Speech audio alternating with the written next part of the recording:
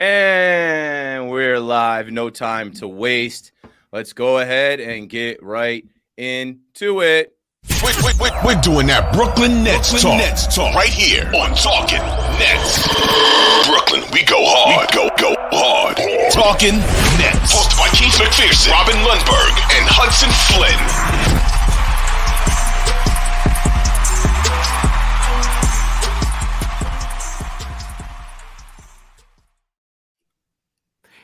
Yeah, I don't know about the dancing.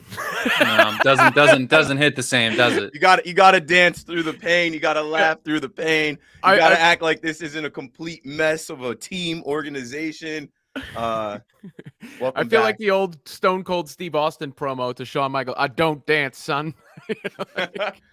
Here we go.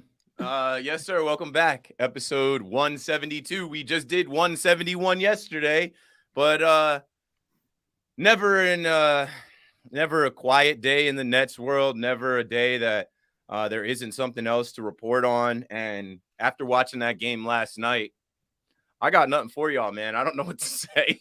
The Kings are not supposed to beat the Nets like that. I think there's a lot of Nets fans that dream of some of the comebacks and some of the good times that the Nets have had.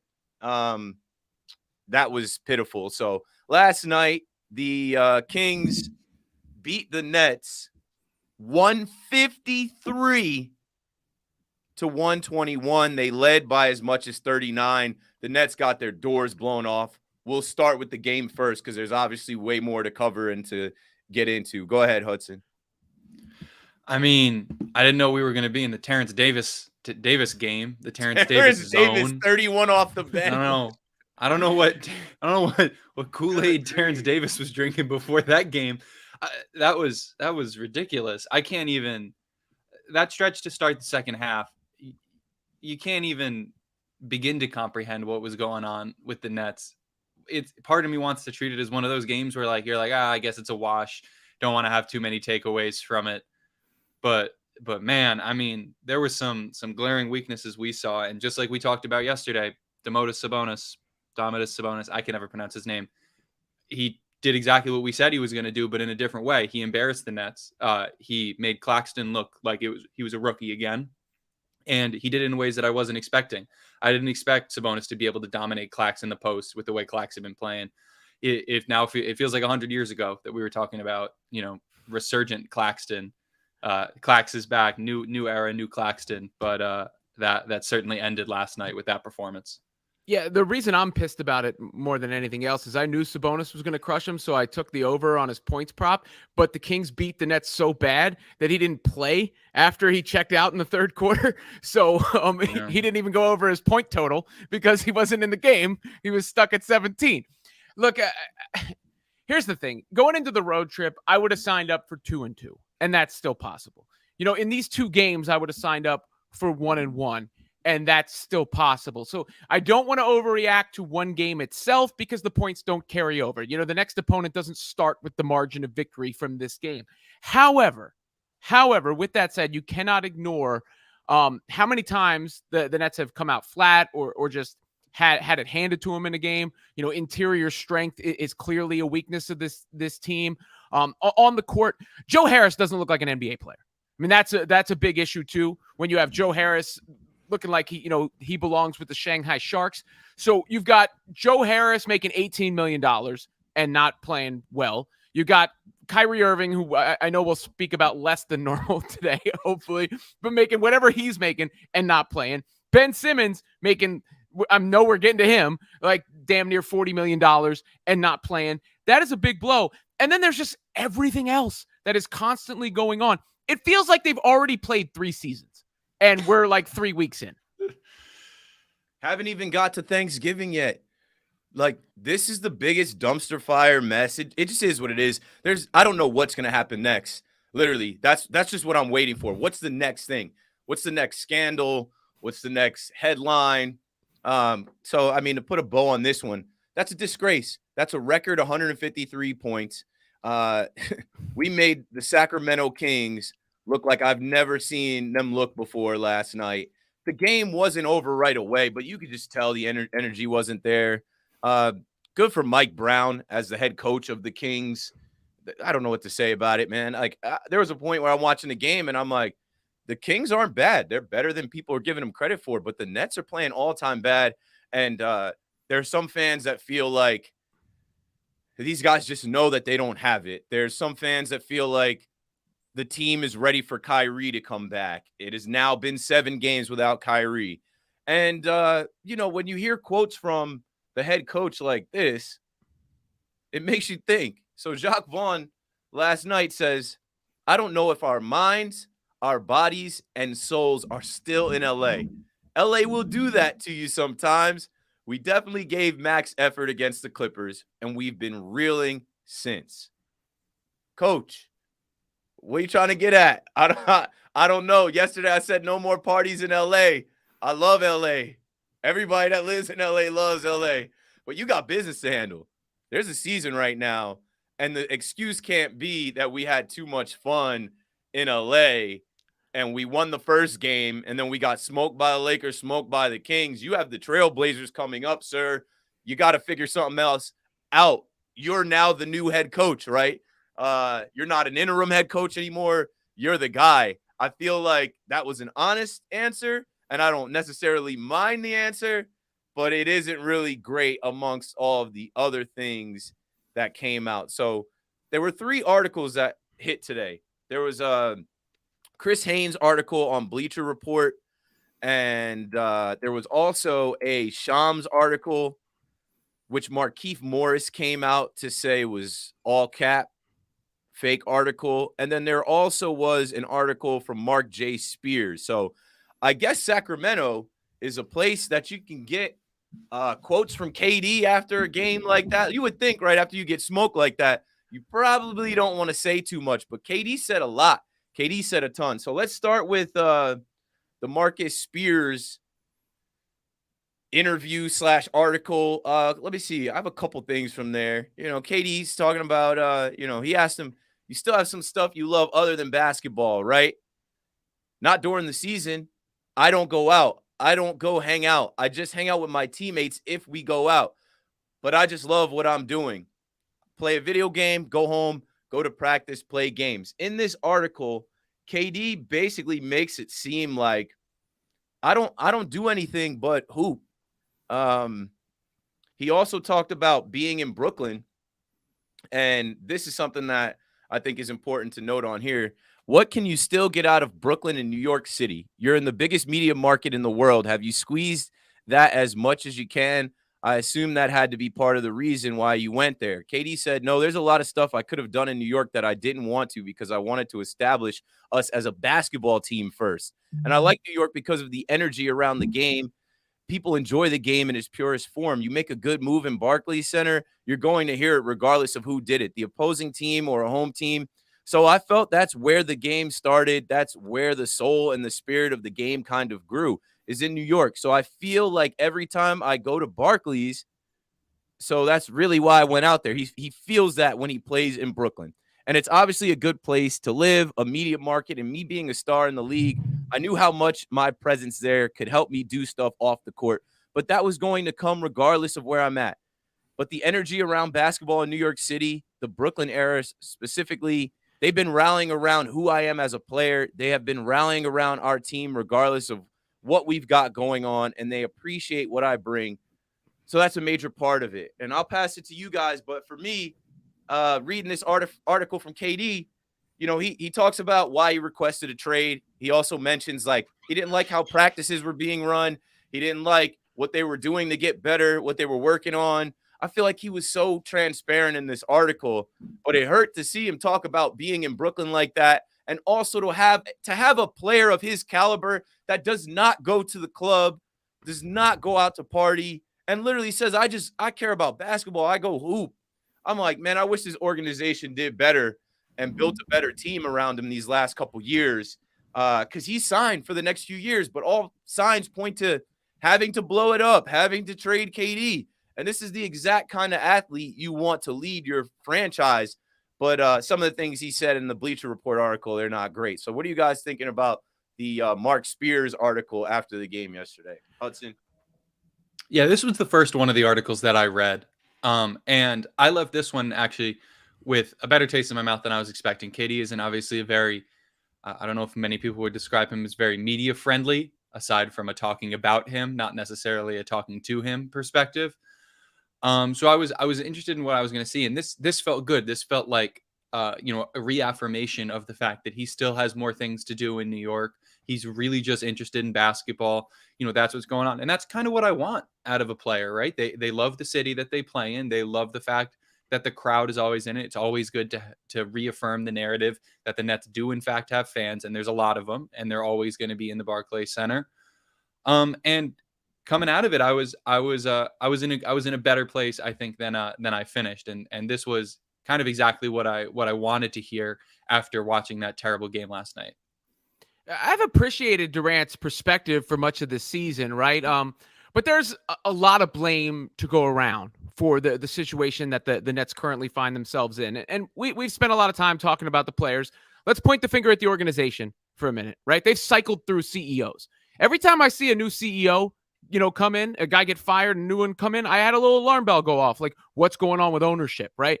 And do you hear any other owner being talked about as much as Joe Tsai is being talked about right now? He's kind of usurped James Dolan as the most talked about owner in the NBA, in the not only just the city, but across the landscape of the league. Sean Marks, Steve Nash is gone, and Sean Marks deserves the credit he got for building this team with no assets. But at some point, the flaws cannot continue to persist, and you cannot continue to find yourself in these situations that make you look bad and are embarrassing. And now you got whatever's going on with Kyrie. Harden is gone, so big three is down to a big one at this point. The big one requested a trade. So the Nets have to look themselves in a mirror as an organization. They have to be more definitive in their choices. This Kyrie situation is still lingering. And that doesn't mean I still don't have smoke for Kyrie, because in some ways I feel like Kyrie ruined 3 seasons in a row. And the other one before that, he wanted the bubble canceled. He wasn't even there. Yeah, so he's a big part of it. He's a big part of the negative of the. I said he's a cancer. It is what it is. And not to cut you off, Robin, but I understand the defense of Kyrie as a basketball player. But if you think about every season that we've seen Kyrie as a Net, everything that the Celtics fan base told you, the Cavs fan base told you, the Nets got it too. Yeah, and then you get to Kevin Durant, and that's the decision the organization is going to find itself in, because KD did intimate at least that he's okay, roughing it out, not running from the grind, being the bus driver, whatever you want to call it. And I'm sure we're going to get to his other comments in a second. I don't want to jump ahead unless you have them ready. But the the witching hour is upon us as far as whether they are going to blow it up or they're going to try and retool around Kevin Durant or bring Kyrie back, whatever they decide to do there. I think the Kyrie situation is having an impact now because you've got players saying what's going on, right? Like, so that there is that specter of that.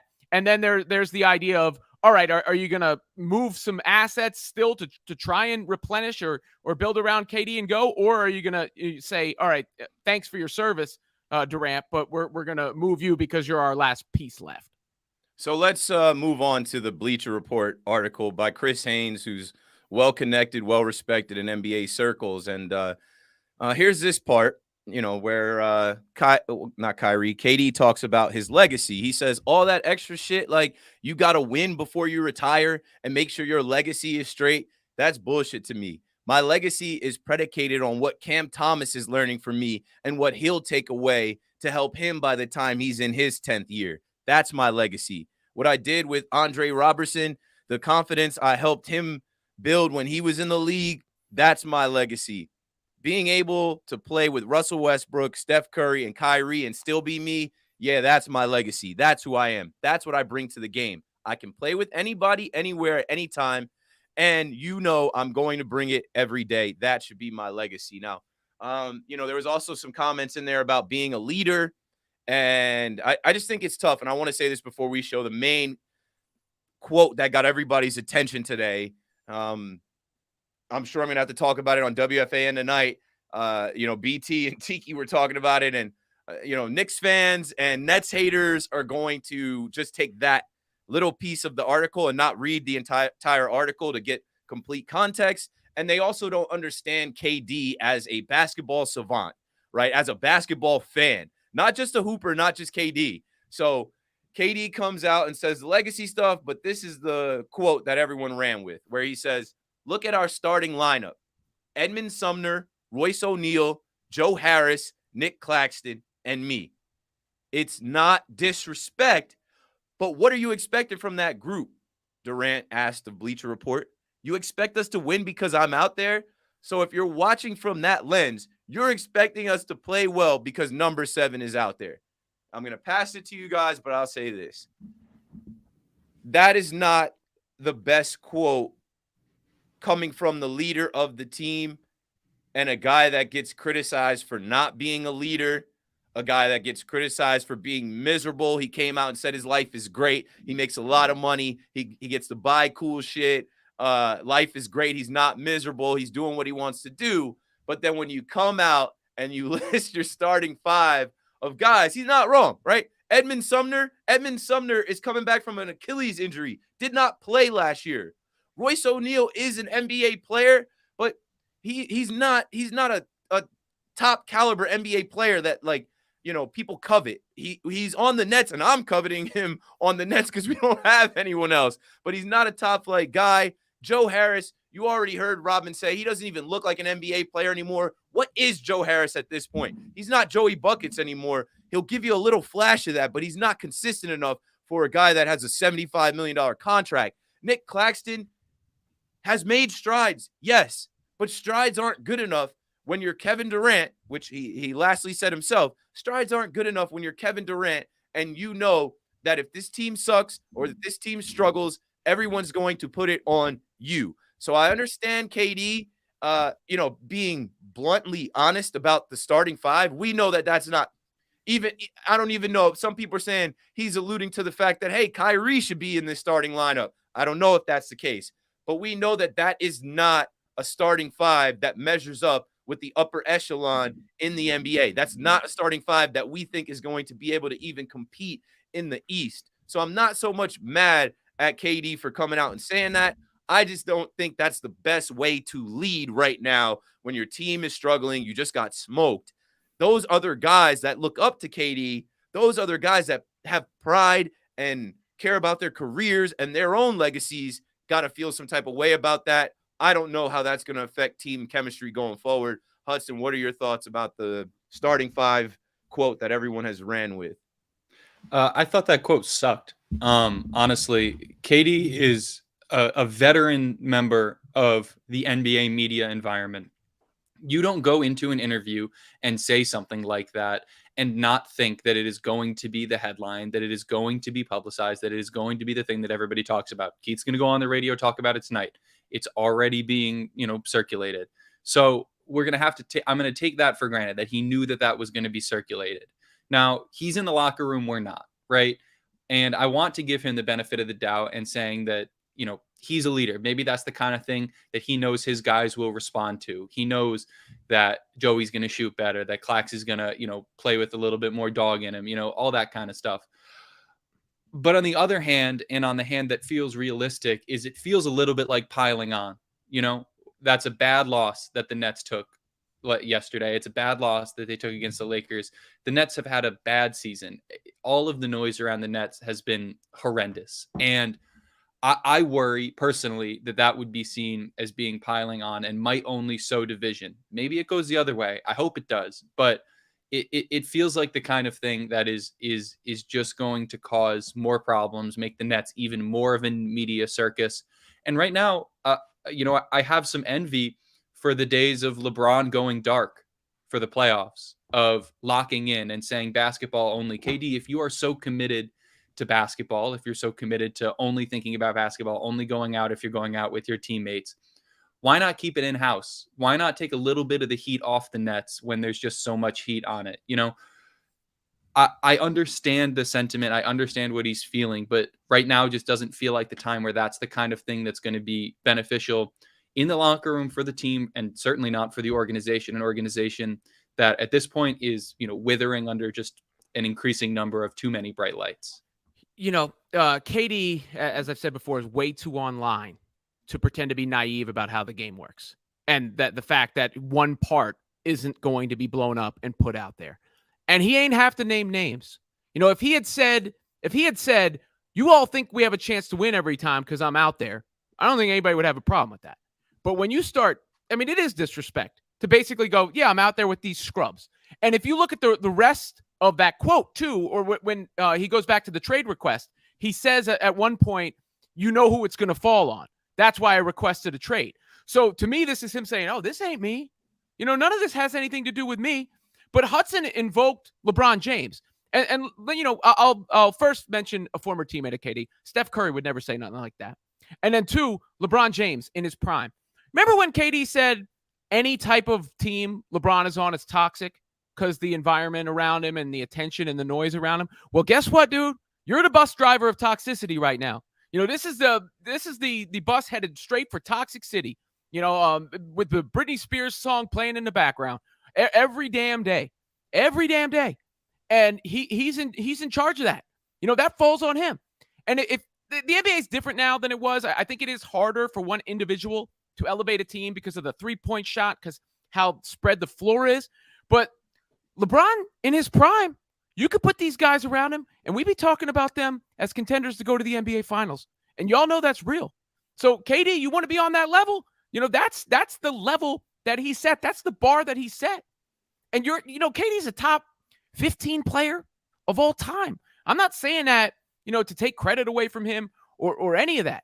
But when you are expected to be the leader and you are expected and putting yourself on the level of those other all-time greats, sorry, that's the territory that comes with that. And those sort of comments are weak. They just are.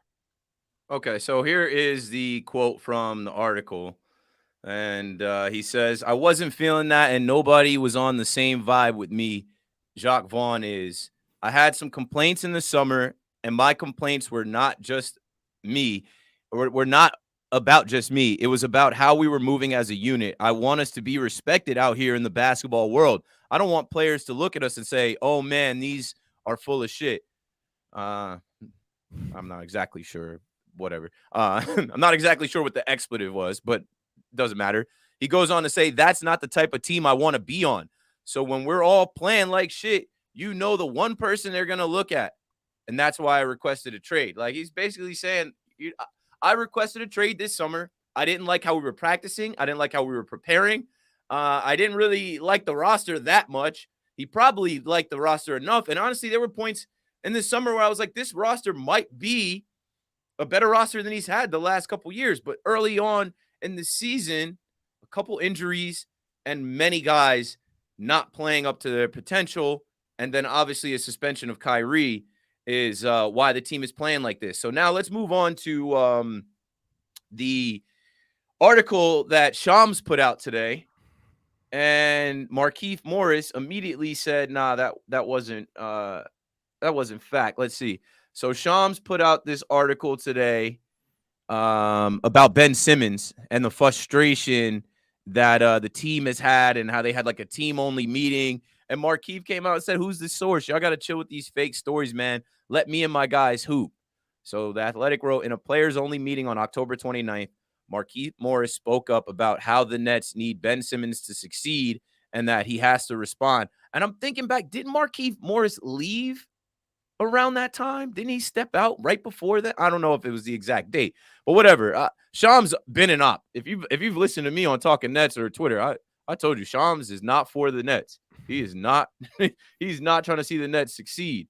But in this fake article, I don't know how fake it is. It's coming from somewhere, right? Shams is always associated with the player. So sources all described a meeting where Ben Simmons appeared to take Markieff's words in stride and was responsive and attentive throughout. But Markieff already came out and threw water on that one. So the Nets coaching staff and players have been concerned about his availability, with some questioning his desire to step on the court at all, sources said. And here's a last, this isn't from the article, but Nets Daily put out from the Stein line, updating my buddy Nate Duncan's recent tweet on the matter.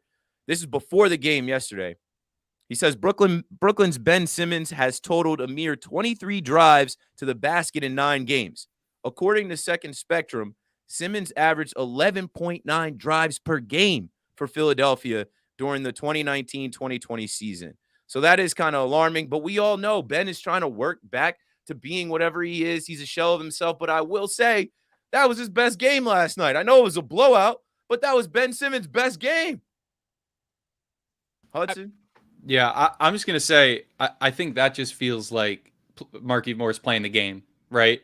I think that, it's well within his right to say that, where are the sources on that, whatever. I believe that happened, and I believe that it's a good way to save face to say that it didn't, if I'm completely honest. I think that there should be lots of players-only meetings where people are being held accountable. I think Ben Simmons, if we are giving an honest assessment of where he's at, he is not anywhere near the level where it would even really make sense to compare him to the player he was a couple of years ago. There's almost no logic in that, saying that he averaged 11.9 drives a game in the 2019-2020 season, because he's just such a different player. He's so deep in the throes of getting back. I think he's getting better. He's playing on his own timeline, but at the end of the day, I want there to be more of those conversations where people are being held accountable, because at least it feels like there is some level of accountability within the team, right? There may not be within the organization. Things may be confusing there, but I don't want those types of problems to bog the team down to a level that, they're not able to engage in like critical discussion with each other. I can get why someone would be frustrated with Ben Simmons, and I also feel for Ben Simmons at the same time. It's a tough injury to come back from. Back injury, nerve injury.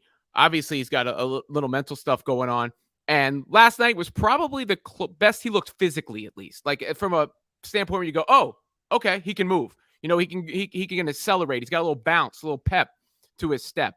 But the problem that Ben Simmons is facing is the expectations that this team had and how he arrived here. I mean, James Harden was essentially traded for Ben Simmons. And then the expectation was that Ben Simmons was going to help this team immediately. And then when that didn't happen, the expectation was after the offseason, Ben Simmons was going to come back and be the all-star Ben Simmons, and he just hasn't been. And when you're another teammate out there, when you are Kevin Durant out there and you got guys swarming you and you got a self-check on the floor, that's going to be frustrating. That's just basketball, right? Like, that's just a basketball thing. At the same time, it's not quite fair to Ben Simmons if you're being realistic about it from a human element standpoint to expect him to be 100% of what he once was. So the timing of it was strange. That's what because it wasn't the time to make him the scapegoat. It just felt odd. And then that leads you to like play detective, who we know who Shams has been talking to a lot, one player on the Nets who isn't on the court, but I don't know where it came from or why it came at that time. It just felt like a little unnecessary, given the timing, because if Ben is going to get back, this isn't the type of stuff that's going to help him, I don't think. Yeah, supposedly Kyrie has been keeping in touch with his teammates in a group chat. I guess he's talking to his teammates more than Joe Tsai. He's not responding to Joe Tsai's text. Man, this whole thing is a mess, yo. I'll say this about Ben Simmons, and I made this, big on the screen. Jeremiah said in the chat, he said, we literally cherry pick every positive thing Simmons does. He gets paid $120 million. Well, yeah, we're looking for any positive from this guy. We know that he's getting paid a lot of money, and I blame the Nets. I blame the Nets organization. I was showing up to Barclays Center last year, and that stupid Nets level promo they did with the Power Ranger stuff, they had Ben Simmons in that promo. They advertised it like Ben Simmons was going to join the Nets in the playoffs. Could you imagine if he actually stepped out there against the Celtics last year and just looked like this? He wouldn't have looked like this last year. So I blame the Nets. The Nets didn't have to make this trade. The Nets didn't have to take him on. And as soon as I heard word of it, I said, no. Make Harden get over it. Make Harden, deal with it. Like, you already made one trade. And I've said this on here. You made one trade and got rid of some of our favorite young players. We can't get them back. Now you're going to trade Harden and bring in a headache like Ben Simmons. It has been a headache. It has been a headache. It hasn't been positive. And I don't expect it to get positive. I don't expect January, February, Ben Simmons to be putting up a 25-point triple-double. I literally have seen that man put up a 30-point triple-double in Barclays Center on Martin Luther King Day like 3 seasons ago. Shout out to Mr. Burn Notice. We watched 6 rows behind the basket. He bullied Jared Allen, and he had his way. Where is that guy? I don't know where that guy is, and I don't think the Nets are going to get that. So the Nets were willing to take on damaged goods. They got finessed, and now you hear rumors of, oh, Philadelphia's checking in on Kevin Durant. They're asking about Kevin Durant. Nah, there's no trade to make with Philadelphia. They sending Embiid. There's no trade to make with Philadelphia. I might take Tyrese Maxey. That's who we wanted in the Ben deal. Tyrese Maxey and 2 first-round picks. I think I'd do that. That's who I wanted in the Ben deal. I'm like, do not send him over here without Tyrese Maxey. Remember they were talking about Danny Green and Tobias Harris and somebody else. We ended up with Drummond. He's gone. We ended up with Seth Curry. He's here, but Seth is, I don't even know the word for it. He's hurt. Sometimes you get good Seth, but it's not consistent enough. I don't know, man. I just think at this point in the season, they need to get to some resolutions, and that's how we'll wrap up this pod. The Kyrie thing, there needs to be a resolution. How much longer are you going to let this team, I think there's something for sure going on with the team. I think these guys want Kyrie back. Think about it. If you're a competitor and you're missing one of the best players in the NBA, and it's been now like 3 weeks since he posted that thing and all this nonsense, man, they want him back. They definitely want him back. And I think it has affected the team because they're playing for an organization where Kyrie is on the outside, but he's texting the group chat and he can't get back in. There's also the Ben Simmons thing, obviously hanging over their heads. Ben Simmons is not himself. Then you've got KD now, his comments. I don't know. I'm not even mad at KD because KD was right. He was right when he called for Steve Nash to be fired. He was right when he called for Sean Marks to be fired. He had the forward vision to know that they were cooked this year after getting swept in the first round last year. And he said that that's part of being in the league. Nah, you're supposed to be one of the greats, bro. That's not part of your legacy getting swept out of, the first round as a 7th seed, but now it is. This whole thing is dysfunction, and they need to get resolutions. Figure out the Kyrie thing now, this week. Ben Simmons, it is what it is. Whether he's coming off the bench, whatever he can do, you're stuck with him. You signed up for it. KD is going to hoop. KD didn't get his 31 points that he's averaging, but he's on the precipice of history, one of all-time leading scorers. He's going to go out there and play. But this team is not going to be able to compete. And I don't know exactly what their plan is or what they're trying to do this season if they don't start making moves and making decisions fast. Yeah, and if they don't make these decisions, the Nets are going to be left in the worst possible area of NBA basketball, which is mediocrity. There is no benefit to mediocrity really in the NBA. If we continue to, hover around slightly below 500, where is the benefit in that? We spend a year of Kevin Durant, we continue paying Kyrie, or we don't know. And not only is that bad from a basketballing standpoint, it's bad from a fan standpoint. And like we've talked about all throughout all of this drama, Brooklyn fans are going to the Barclays Center. They are going to see the Nets no matter what is happening, whether there's Kyrie drama, whether the team isn't very good, no matter what. There are Nets fans that are in the stadium. And I think it's weird to talk about things like organizational legacy, but if we keep fumbling, and it seems to be that we're going to, as an organization, as Joe Tsai, as Sean Marks, how do you come back from that, right? How do you put in all of this work where things are going to be good? We have this promise of championships, of parades down Atlantic Ave, just to fumble it away in the most not even exciting way, just a boring way, just a melancholy way, watching it all wither away and die without any type of a resolution. So there better be a resolution soon. And it doesn't seem like it's going to be a positive one. And I think that's just a shame. I think it's just a shame because the Nets grew themselves so much through all of this. They grew the love of basketball for the Nets in Brooklyn and around the world. And it feels like we're, just dying a slow heat death right now. And that's just so not fun. At least if there was some sort of blow up, there would be some drama to talk about. But now we just have nothing. Yeah, I mean, resolution, I agree with that. I mean, we got to go back to the Aaliyah song. We need a resolution. Like that is definitely necessary. Kyrie situation, everything. Whether it, and I think even the uncertainty can, whether some people want him back, don't want him back, whoever thinks that, like, you just need to know what the circumstances are. But in the big picture standpoint, I think we all are still hypnotized by the idea of what could have been. And I just don't believe that idea exists anymore. And therefore, continuing to go back to what has sort of become a toxic or abusive relationship just doesn't behoove anyone. It's a tough pill to swallow, but they have to move forward in a different direction. Where's that sage that Kyrie gets?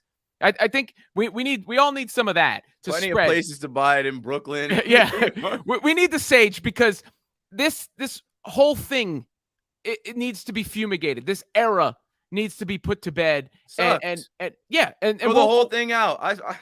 We'll feel better about it. I mean, and like, I'm not even saying that has to mean trading Kevin Durant, because that's the hardest part of all of it. But he has to be willing to accept the version of what it becomes if it's going to be him and the merry band of men that are thrown around him.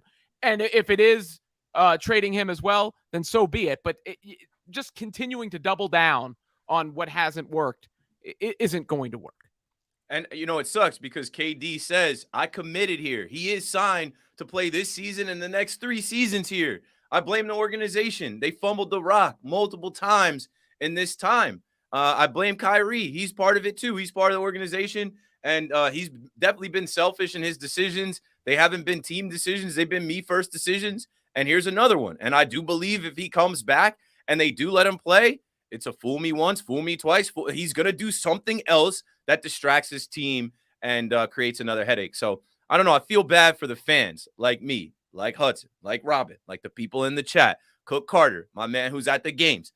I'm going to less games. It's toxic. I'm not getting on the train and riding all the way over there for them to take L's and for them to be embarrassing. Mr. Whammy doesn't deserve this. The Brooklyn Brigade doesn't deserve this. We're there supporting. That place is sold out, and all we've wanted was a team that could make a run to a championship. We went the superstar route, and we sold our soul, and now it's just been, ha, ha, ha, let's laugh at Nets fans. The Nets suck. Look at this. 153 points on their head, and then KD comes out the next day to say, look at my starting 5. Can't win with these bums. We'll blow the whole thing up. He gave his starting 5 what he gave to the little Knicks fans.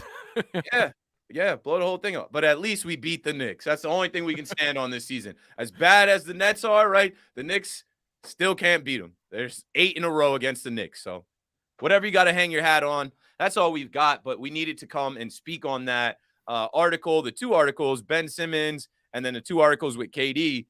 I think KD is just at the point where he's like, I got to be brutally honest, and maybe something will change. I got to be transparent, and I also have to be this way so people don't think I'm miserable throughout all of this. He's saying he's enjoying life, but, the other things he doesn't control. So, Josiah, figure it out. There's definitely a lot of people that are, now as this thing has snowballed a bit, there's a lot of people now taking Kyrie's side. They're calling Josiah Joe Genocide on Twitter. That's crazy, but understandable. We talked about Jaylen Brown's comments. I just think, everyone's got some work to do in the Nets organization, and they got to figure it out sooner rather than later. There is no time to keep going through the motion. There is no more time to keep Kyrie out. Make a decision on him. Is he in? Is he out? Are you releasing him? Are you trading him? What? It's another wasted year, KD, and it's year 10. It's year 10 being in Brooklyn, and it is a complete disaster and laughingstock in the league and in this city. So we'll keep talking about it. Talkin Nets, episode 172. That's all we've got. Thanks for pulling up in the YouTube chat. Thanks for listening and subscribing.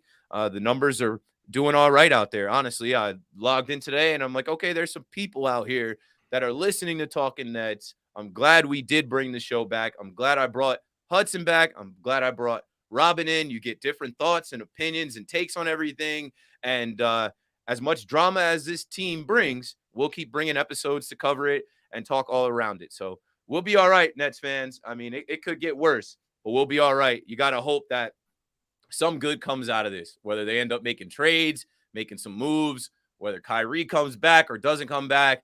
You just got to hope for better days. This is trash right now, but we're Nets fans. We're used to this shit, honestly.